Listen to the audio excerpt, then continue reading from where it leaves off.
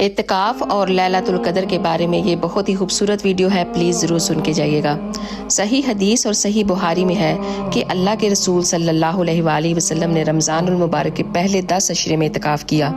اور پھر اپنے حجرے مبارک سے باہر آئے تو فرمایا کہ میں نے ان 10 دنوں میں لیلۃ القدر کو نہیں پایا۔ پھر اگلے 10 دن اعتکاف کیا، پھر آپ اپنے حجرے مبارک سے باہر آئے اور پھر فرمایا کہ میں نے ان 10 دنوں میں بھی لیلۃ القدر کو نہیں پایا، اور پھر آپ نے فرمایا کہ اللہ تعالیٰ نے مجھے بتایا کہ یہ رمضان کے آخری عشرے یعنی آخری جو 10 دن ہوتے ہیں ان کی طاق راتوں میں سے کوئی رات ہے، 21ویں بھی ہو سکتی ہے، 23ویں بھی، 25ویں بھی، 27ویں بھی اور 29ویں بھی، یعنی آخری 5 طاق راتیں۔ ہمارے پیارے نبی صلی اللہ علیہ وآلہ وسلم کو یہ وحی کے ذریعے بتایا گیا تھا کہ اے نبی صلی اللہ علیہ وآلہ وسلم، لیلۃ القدر کو رمضان المبارک کے آخری 5 طاق راتوں میں تلاش کرو۔ سبحان اللہ، اللہ تعالی ہم سب کو بھی لیلۃ القدر نصیب فرمائے،